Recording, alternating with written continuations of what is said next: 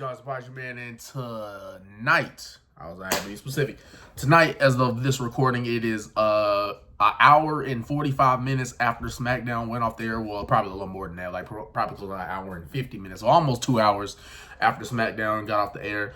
And now we know that Cody Rhodes versus Solo Sikoa is going to be a Bloodline Rules match now. He has accepted that. Just another highlight from the show, other than the fact that he's accepted that. There was also a segment with Logan Paul and LA Knight. He drove off with his prime truck, so that was funny. Tiffy has the new Pretty in Pink type Money in the Bank briefcase. It's got that, been renewed, been redone. But that was just some highlights from SmackDown. I didn't really get to see it because I had to do vacation Bible school, teaching the little kids in church, some things, you know what I mean? So I was busy doing that, so I just catch the highlights from SmackDown. Usually if I miss the show, I just watch some highlights. I don't watch, like, on my, because I could technically replay it, but on this, website I got, I can, replay what happened, but I decided to just watch the highlights, you know what I mean? But that was, the highlights from the show. But other than that, this video is now going to be, as we're 90 seconds in, preview and predictions for WWE Summerslam. I usually drop this video today, but since I got home later, I couldn't drop it as early as I would have wanted to, which would have been at 2 o'clock. Probably, somewhere around 2 o'clock, because I usually do it the day before. But now that I know that it's a Bloodline Rules match, that actually gives me something there. But we'll get to that match last and later. I don't have... Bro, this chair squeaking is all right, bro. It wasn't doing this before, but anyway, if you hear that, my bad. But anyway, preview and prediction time. We're gonna go start with, and I don't got no type of list for this, even though this mic ain't even gonna be connected to the phone. I just put some, for whatever reason, I still want to have it right here. But anyway, what was I saying? Okay, here we go. Preview and predictions. Let's start with because I know all the matches, so that's why I'm I don't have any type of list. Because usually I would pull it up, but I already know the matches. So there's 7 matches. Nothing's changed from SmackDown. So we're going to start off with... You know what? We're going to tie it with a bow. Start with a World Championship match, end with a World Championship match. So we're going to start off with Damian Priest versus Gunther.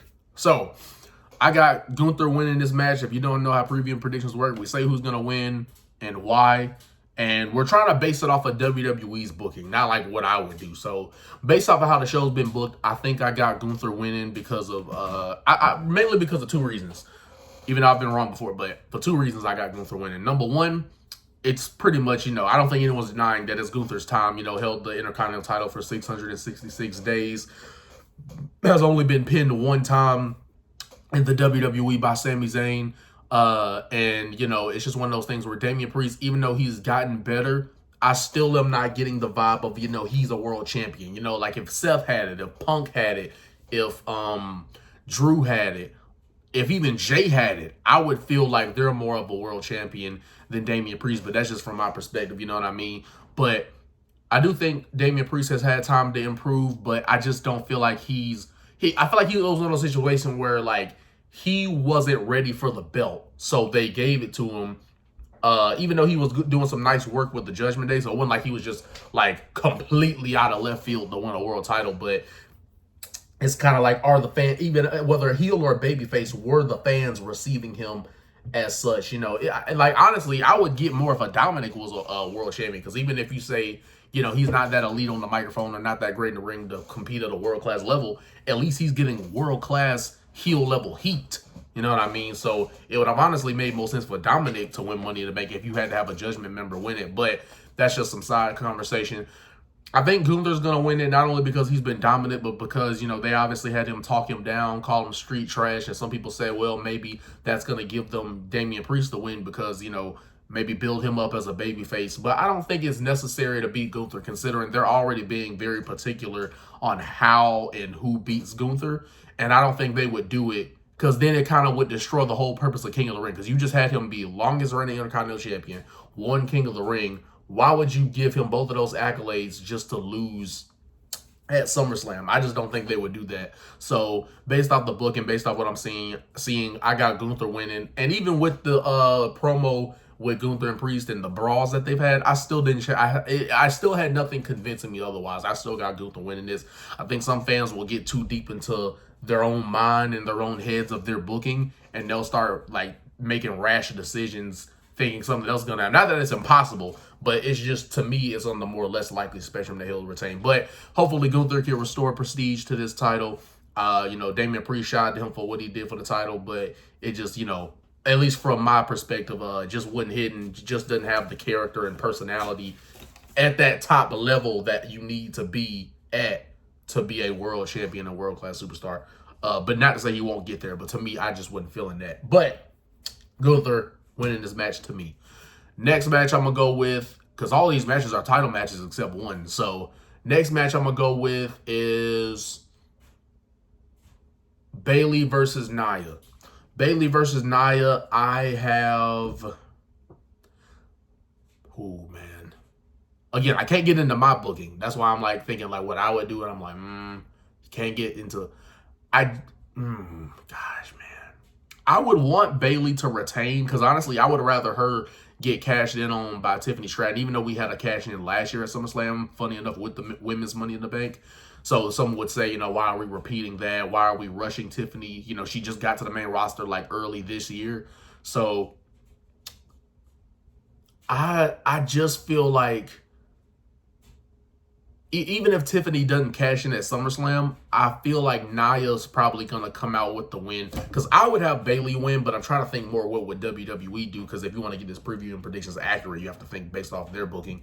I'm going to go with Nia Jax only because, she's pretty much the most over heel in WWE as far as on the women's division. Let's be honest. Who gets more boos than Nia Jax? You know what I mean? So, that being said, I feel like Bayley's title reign, they did not give it the proper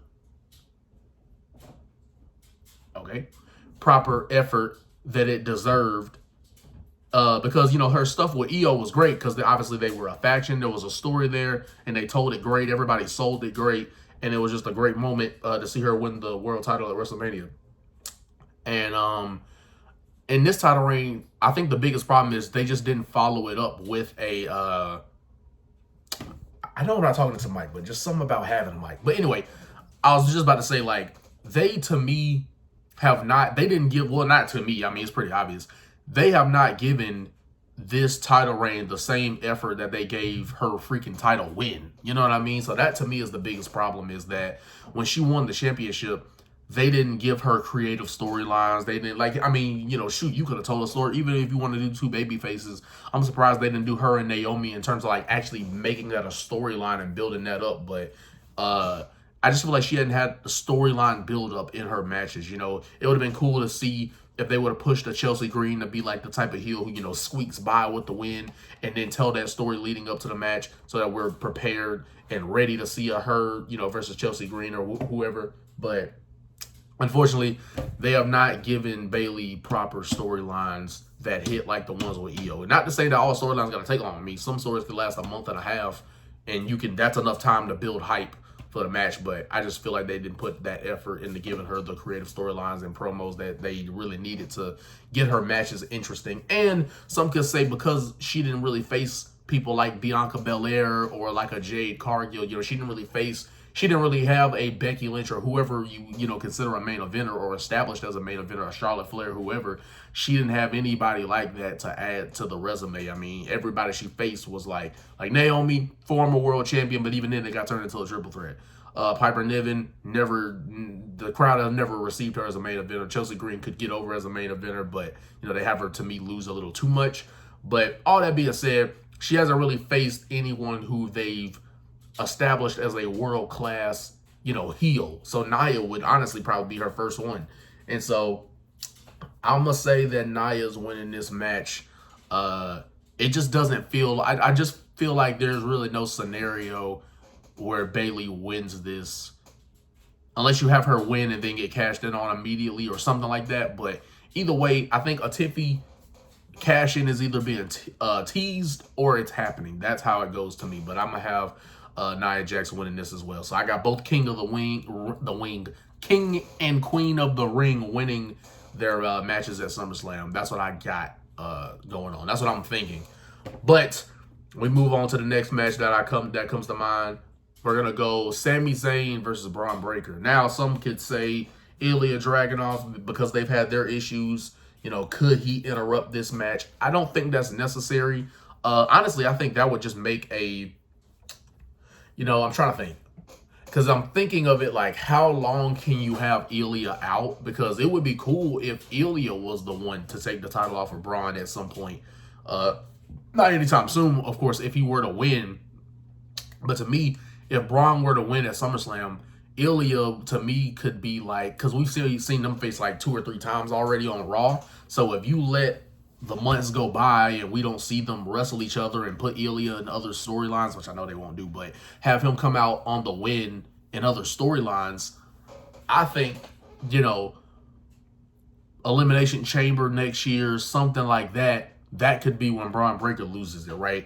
Like that there, because there's already that story there. Ilya has obviously been in there with Braun, know how intense he is, has gotten to adapt to it, so now he knows what to expect. And so, yeah, I could see, if I was booking it in the future, I could see, you know, Ilya versus Braun for the IC title at Elimination Chamber and having, like, Ilya take it there, you know, so that you give Braun at least 6 months of a title reign.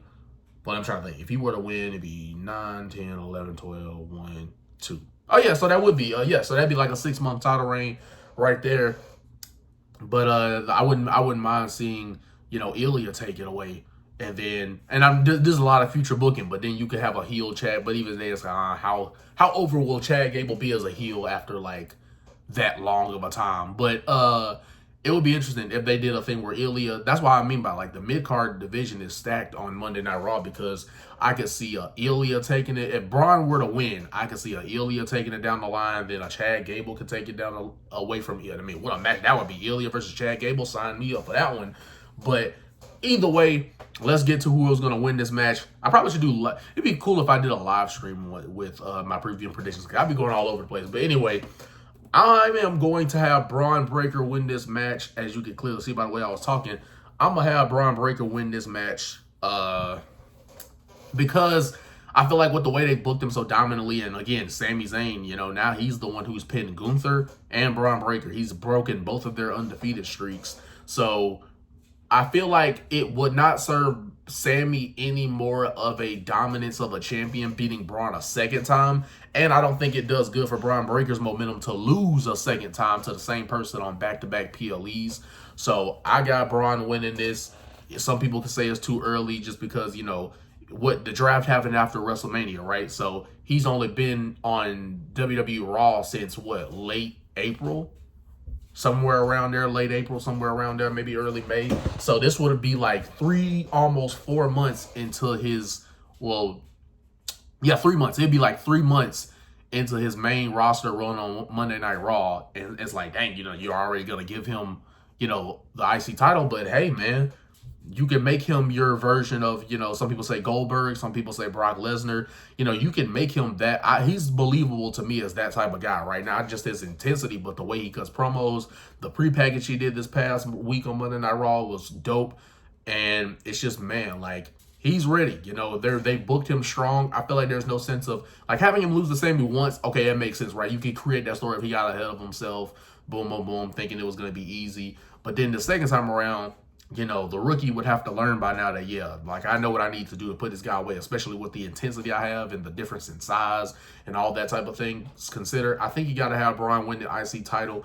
Make him your, you know, it's one of those, hey, some could say it's too early, but at the end of the day, they've been booking him strong. The crowd's been reacting to him. Not like crazy reaction, but like you can audibly hear the crowd reacting to him. They're barking, they're booing at times, whatever the case may be. So it's not like he's not working. You know what I mean? So I think, especially with him being a heel, this is a guy you can skyrocket that fast. Because, you know, sometimes they'll skyrocket a guy that they want to push so quick and they not be ready for that spot, even if they're a heel, right? Because with Austin Theory, I remember they gave him the Roman Reigns push in a sense of like quickly giving him a mid-card title as a heel, so that if he were booed for getting pushed too fast, it's like, well, he's a heel, he's supposed to get booed. But in this situation, I think it works. Braun Breaker should get the Brock Lesnar-esque push, except instead of immediately giving him a world title like they did with Brock, give him the IC title.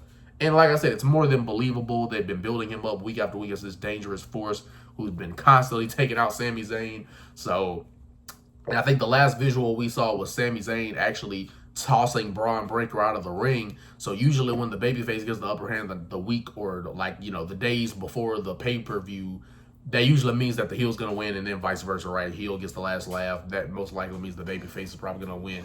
That's not always the case, but it's just, you know, 75% of the time that's accurate. But I got Braun Breaker winning, new champ. You know, like I said, if you want to build younger, you know, he's like, what, 26, I think, 25, 26, somewhere around there. So it's like, hey, if you want to build the future, you know, there's no sense of waiting a really long time just to say, okay, we've had, like some people, yeah, do need like, you know, 6 months plus before they win their first title. But with Braun, it's like, hey, guy can win a title right now. And I don't think anybody would be like crazy upset.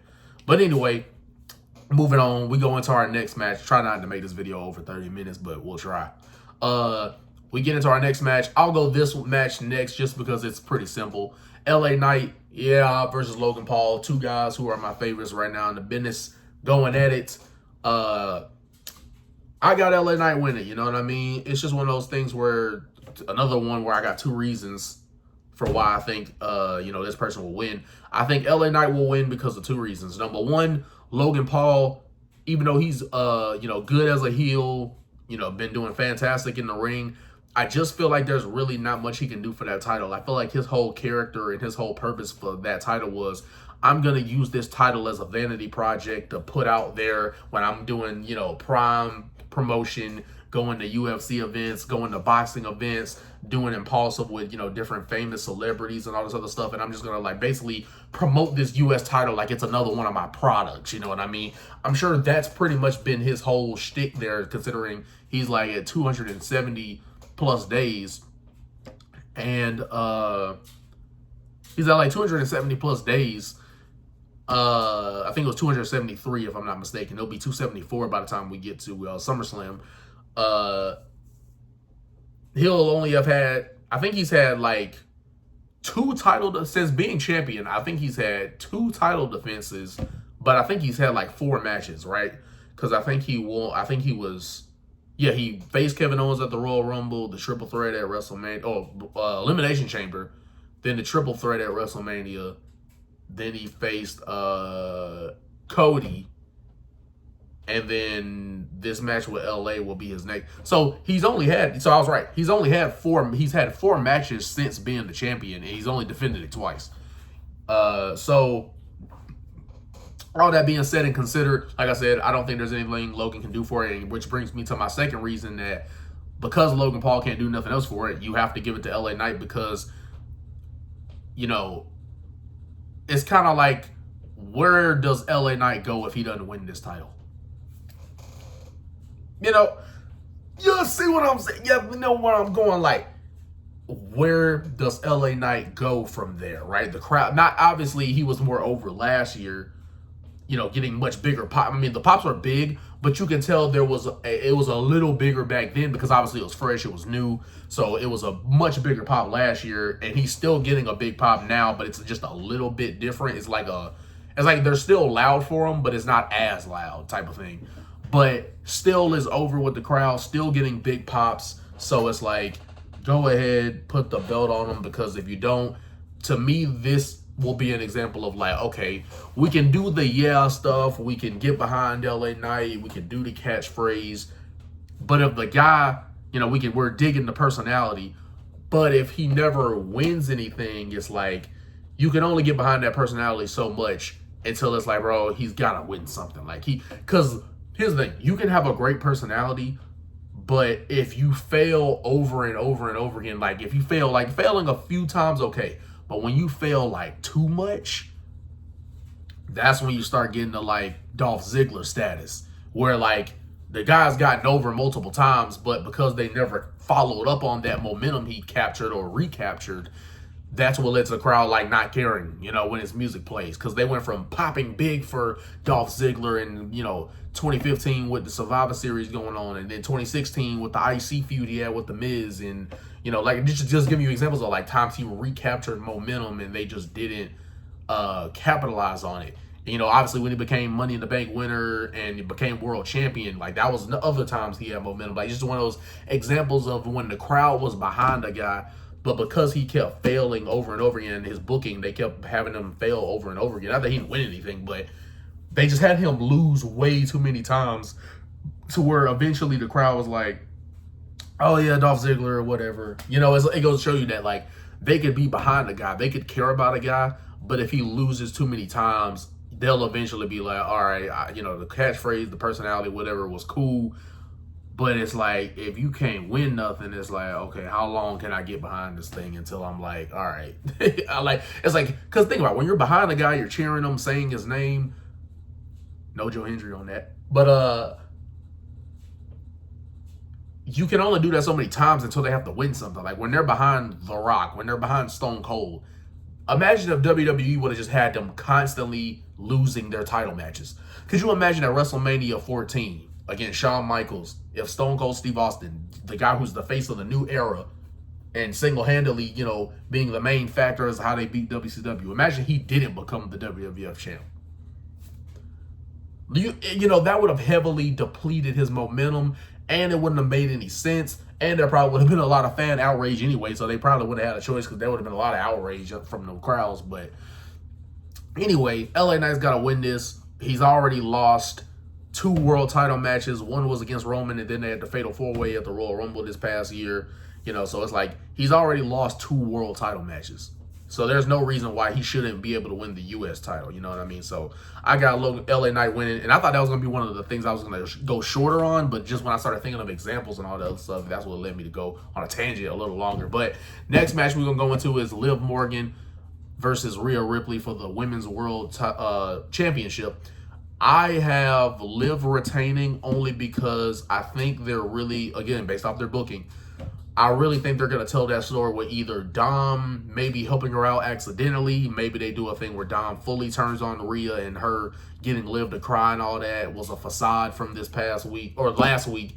That was just a facade to, you know, cover up the fact that, you know, like he's making Rhea think, oh yeah, like I'm done with Liv. And then it's like reality they're not. And he helps her retain. So I could definitely see them telling a story there. Same with Damian Priest and Gunther. I could see Judgment Day being a factor as the maybe them trying to help him is what cost Damian Priest the match. Or with this match, could be a thing where Dominic tries to help out Rhea, but maybe Rhea says she doesn't want to win it that way. She wants to beat Liv herself. She doesn't need help. And then it goes against her. You know what I mean? So same thing will happen with how Liv even won the title when she beat Becky. It was like she was trying to, Dom was trying to help Becky out. Becky didn't want it because, you know, as the babyface, she doesn't want to win that way. And it costed her the match. Something similar could happen here again, even if it's not a full-on like Dom's aligning herself with Dominic. It could be another thing where he tried to help again and it costed him. You know, they could keep telling that story. But I got Liv retaining also because if you want this Liv and Rhea thing to really be a prominent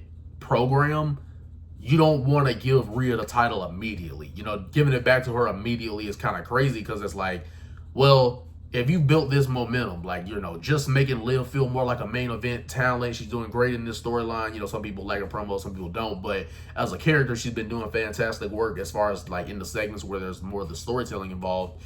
She's been doing great on the character work, knocking it out of the park. So it's like, it's this kind of promiscuous, manipulative, persuasive heel, you know, using, you know, kind of using the mind of certain guys, you know, a lot of us guys, you know, weak-minded individuals when it comes to females like that, you know what I mean? Like, that's kind of been the character, so I'm loving what's going on. And it's great to see that she's, you know, evolved over the years, you know, because like if you didn't know, you know, I was more into Liv Morgan in, you know, 2022 early in that year. So it's cool to see her growth there since becoming more of like a fan of her work. But anyway, I got Liv Morgan retaining this to further build more heat. And if they want to stretch this to maybe 3 matches, could this be a match at Bad Blood? You know, that's another thing when you consider the future. This could be a match at Bad Blood. You know, that could be a last woman standing match, or maybe you could go Hell in a Cell if you want to, but I feel like maybe Drew Punk, maybe that could be Hell in a Cell, and then like this match could be like last woman standing, you know what I mean? So I could see something like that. But anyway, A lot of story you can tell there. I got Liv Morgan retaining to further get the crowd behind Rhea, because it's like, dang, like, think about how much more they're going to be behind Rhea now because she didn't, win the championship immediately. You know what I mean? And then, you kill Liv Morgan's momentum that she's been working to build up with this story that she's pretty much been carrying alongside Dom. So, yeah, it's like you don't want to just kind of, you immediately take away all of Liv Morgan's momentum. Jesus, well, it's 11-11. I always say that when it's 11-11. But anyway, you kind of take away all the momentum she's worked hard to build up. But anyway, I got Liv Morgan retaining. And then the next match, let me see. I think there's only 3 matches I haven't covered, if I'm not mistaken. I think 2 more matches, right? So here we go. Next match, the one that's probably the most highly anticipated, with Seth Rollins as the special guest referee, CM Punk versus Drew McIntyre. Obviously, Seth could get involved. Seth is going to get in. I mean, he's going to be in the match. Obviously, Seth is going to get involved in this match somehow as far as like physically. Now, who does it end up costing? You never know. They could go either way, but I have Drew winning this match just because of the fact that I feel like his first, and also based off the story they've been telling, because CM Punk has been constantly getting the upper hand on him. I mean, he costed him the world title, or he made him have a quick title reign because of what he did at WrestleMania. He costed him the match in his hometown, and then he costed Drew his cash in at Money in the Bank. So all of that being said, I feel like because CM Punk has been getting these massive moments where he's stopping Drew McIntyre from winning the world title on all these occasions, or, causing him to lose the title quick, whatever the case may be. I feel like because of that, you do have to give Drew some upper hand here. You know what I mean? And some would say, maybe Punk wins because, it is his first match back, singles match back into the WWE. So that would probably make more sense for him to win. And I feel like you can make it work out the way. But I actually do think that Drew is probably going to get the first win here just because, they've given CM Punk all of these big moments where he's costed him this match. So to me, it's like you kind of kill a little bit of Drew's heat if he got costed all of those times he tried to become world champion, he failed. And then on top of that, you have him lose the first match with CM Punk. To me, you kind of are taking away a little bit of Drew's heat.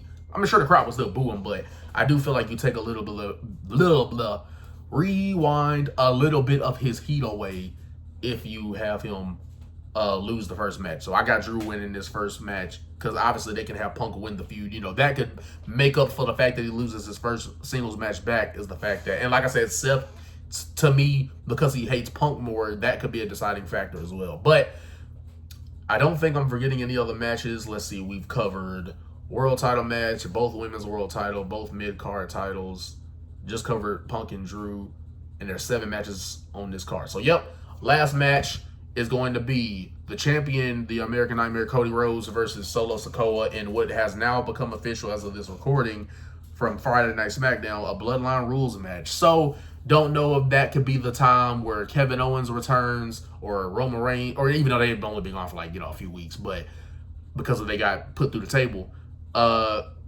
Could be where obviously Kevin Owens and Randy Orton get involved, and maybe could be the time, whether it's in the match or after the match, could be when Roman Reigns return to potentially, not only, handle Solo Sikoa, but to maybe get a third match, the trilogy, to get his title back. Roman Reigns could go for Cody Rhodes and we get the trilogy, you know what I mean? The 3 matches, feel what I'm saying? That'd be a big match to do at their next pay-per-view, right? PLE. I think it's going to be a Bash in Berlin. So that would be a massive match, a third match between them.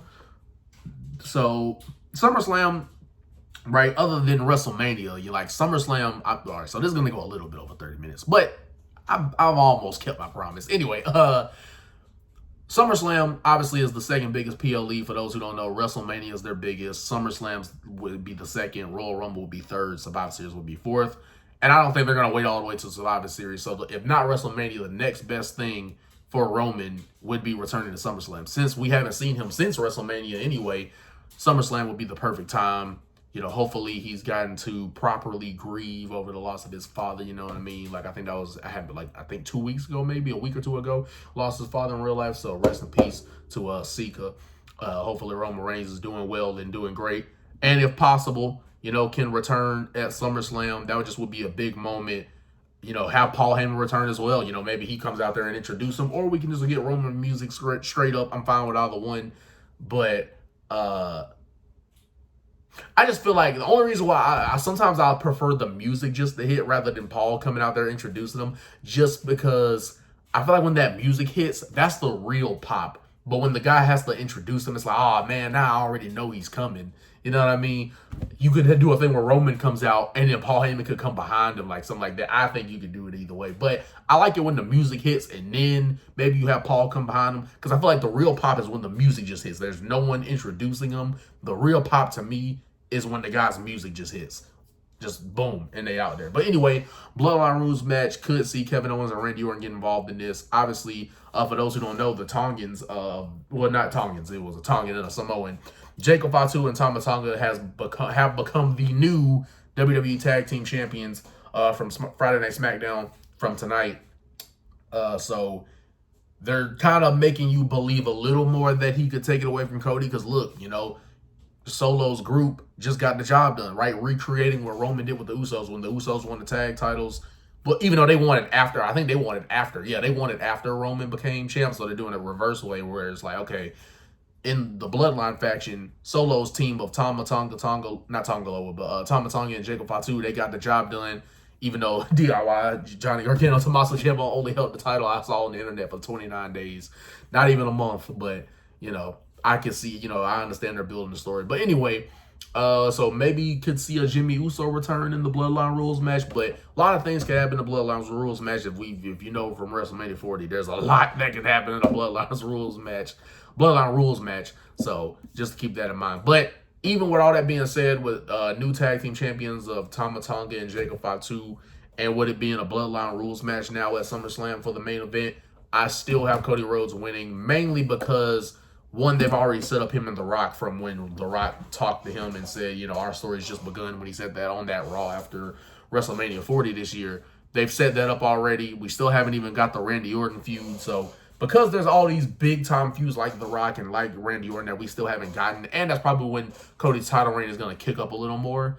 And to me, Cody has been a better world champion than Priest just because his matches have been better. And let's be honest, at least Cody feels like a world champion. You know what I mean? So for that argument, I was just going to put it to bed real quick. But I got Cody Rhodes winning this match because, like I said, other big feuds. And it's not, and no one believes Solo is the tribal chief anyway.